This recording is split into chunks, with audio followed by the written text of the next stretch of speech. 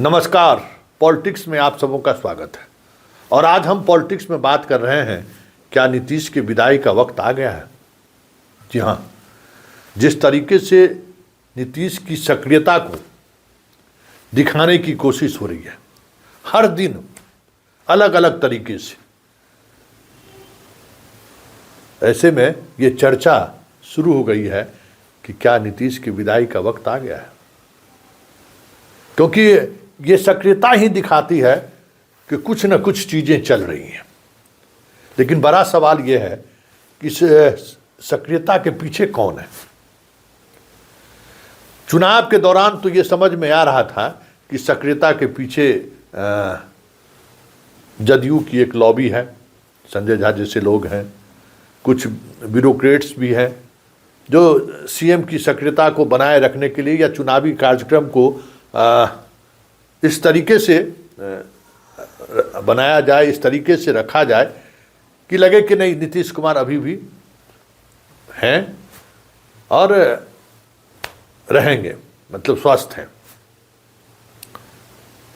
चुनाव के बाद पूरे चुनाव तक जिस तरीके से नीतीश कुमार की सक्रियता रही, उनके बीमार होने की चर्चा धीरे धीरे गौन हो गया और उसका फ़ायदा दोनों बीजेपी को भी मिला और जदयू को भी मिला कि नहीं, नीतीश में अभी भी दम बाकी है। लेकिन सरकार के गठन के बाद फिर से कोशिश ये शुरू हुई है कि नीतीश कुमार मानसिक तौर पर बीमार हैं, नीतीश कुमार सरकार नहीं चला रहे हैं, सरकार सीएम हाउस में बैठे हुए कुछ पदाधिकारी मिलकर चला रहे हैं और कई ऐसे फैसले हैं जो सीएम के बिना जानकारी के भी ले लिए जा रहे हैं। चर्चा हो रही है और उस चर्चा के बीच ये सारी चीजें दिखने को मिल रही हैं। सवाल है कि इस जैसे अब सीएम अब जनता के बीच जा रहे हैं, मतलब यात्रा में जा रहे हैं। उससे पहले हर दिन देखिए, जिस दिन से सरकार बनी है, आप एक दिन भी ऐसा नहीं होगा जिस दिन सीएम किसी न किसी योजनाओं की समीक्षा करते हुए नहीं दिख रहे हों। किसी न किसी योजनाओं की समीक्षा कर रहे हैं, जैसे अलग अलग तरीके से उसको एक रिलीज के माध्यम से मीडिया तक पहुंचाया जा रहा है।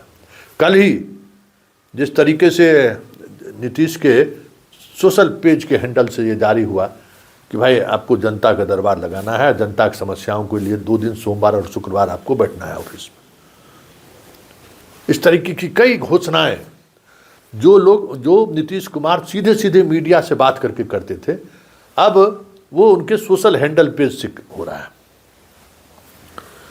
सुझाव मांगे जा रहे हैं और बिहार के विकास को लेकर, उद्योग को लेकर हम क्या नई नीति लाने जा रहे हैं, वो सारी की सारी चीज़ें उनके सोशल पेज के माध्यम से जनता तक पहुंचाने की कोशिश हो रही है और यह जताने की भी कोशिश हो रही है कि नीतीश बेहतर है। इसका मतलब क्या है और इस मतलब के सहारे बिहार की राजनीति में संभावनाएं क्या दिख रही हैं 14 तारीख के बाद? क्योंकि एक संभावनाएं जो हमें जानकारी मिल रही है कि मंत्रिमंडल विस्तार के दौरान कई ऐसे जदयू से बाहर के लोग हैं जिनको जगह दी जा सकती है। लेकिन वो सवाल उठ रहा है कि आखिर इसको लेकर रणनीति कौन बना रहा है?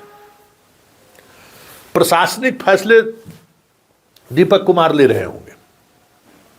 प्रशासनिक फैसले में कुमार रवि, चंद्रशेखर और 2-3 और अधिकारी हैं, उनकी भूमिका हो सकती है। लेकिन राजनीतिक फैसला कौन ले रहा है कि भाई किन विधायकों से इनको मिलना है और उन विधायकों से क्या बातचीत होनी है, क्या करना है? ये सारी चीज़ें जो चल रही हैं कि 14 जनवरी के बाद अगर मंत्रिमंडल के विस्तार में हमें किन किन पॉलिटिकल पार्टी से इतर हमारे जदयू से बाहर के लोगों को हमको मंत्रिमंडल में शामिल करना है, इस पर जो कवायद चल रही है, पक्की खबर है, उसके पीछे कौन है? फिर ऑपरेशन चिराग की भी सूचना आ रही है कि ऑपरेशन चिराग को लेकर नीतीश कुमार के दिमाग में कुछ न कुछ चीजें चल रही हैं। तो ये कौन कर रहा है? फिर नीतीश कुमार की सक्रियता दिखती रहे, इसके पीछे कौन सी ताकत है? और जब तक इसके पीछे की ताकत को डिकोड नहीं किया जाता है, तब तक यह समझना मुश्किल है कि बिहार में हो क्या रहा है। क्योंकि ये चीजें तो अब पूरी स्पष्टता के साथ आनी शुरू हो गई है कि बीजेपी प्रत्यक्ष तौर पर, अपरोक्ष तौर पर नहीं, प्रत्यक्ष तौर पर मुख्यमंत्री की कुर्सी की चाहत उनके नेताओं में अब उभर कर आने लगा है। कुछ समस्याएं हैं, पश्चिम बंगाल का चुनाव है, असम का चुनाव है, ये चुनाव उनको कहीं न कहीं रोक रहा है, लेकिन कोशिश हो रही है और इस कोशिश का असर ब्यूरोक्रेसी पर भी दिख रहा है, ब्यूरोक्रेसी के कामकाज पर भी दिख रहा है। पहले कभी नहीं हुआ था कि कोई डिप्टी सीएम जाए और वहाँ डीएम, एसपी, कमिश्नर सब लोग उनके जन सुनवाई में बैठे रहे, कभी ऐसा नहीं हुआ था, सुशील मोदी के समय में भी नहीं। लेकिन अब लोग बैठ रहे हैं और डीएम, एसपी उनके आदेश का अनुपालन कर रहे हैं। ये सारी चीज़ें हो रही हैं। प्रशासनिक स्तर पर तो दिख रहा है कि सरकार जो मंत्री हैं वो अपने अनुसार चला रहे हैं और उसमें पूरी मशीनरी उनके साथ खड़ी दिख रही है। सत्ता के शीर्ष पर भले नीतीश कुमार हो, लेकिन नीतीश कुमार 2020, 2015 और 2010 वाले नीतीश कुमार तो नहीं है। जो सत्ता को लेकर उनकी जो अपनी शैली रही है वो शैली तो नहीं दिख रहा है। दिख रहा है कि इस बार बीजेपी का जो तरीका है वो तरीका पूरी तौर पर अपनी सरकार में जो उनका तरीका रहा है वो तरीका है। नीतीश कुमार के शासन काल में ये किसी पुलिस के किसी अधिकारी की ये हिमाकत नहीं थी कि ये जारी करता कि हिजाब और बुर्का पहन कर आप नहीं निकल सकते हैं, जेवर दुकान पर नहीं जा सकते हैं। ये जो पैर में गोली मारने वाला जो शुरू हुआ है वो नीतीश कुमार के उस मनोस्थिति में रहते हुए संभव नहीं है। तो जैसे आप कंफ्यूज हैं वैसे हम भी कंफ्यूज हैं कि आखिर ये हो क्या रहा है, कौन है इसके पीछे ताकत। क्योंकि खेल तो शुरू है और इस खेल में सह और मात का जो एक कहते हैं ना शतरंज में सह और मात का जो खेल होता है, अब बिहार कमोबेश उसी दिशा की तरफ बढ़ रहा है। आईपीएस अधिकारियों का ट्रांसफर होते होते रुक जा रहा है। कहा जा रहा है कि अब खेल वहां पर आके ठहर गया है। आलोक राज का जाना दूसरी बार कहीं न कहीं एक चुनौती है सत्ता और सरकार और पावर के बीच। इसलिए आने वाले समय में आपको बहुत सारी चीज़ें, क्योंकि अब ये लड़ाई जो है ना सह और मात का खेल अब धीरे धीरे धीरे धीरे धीरे धीरे धीरे ये खुलकर सामने आ रहा है। ऐसे में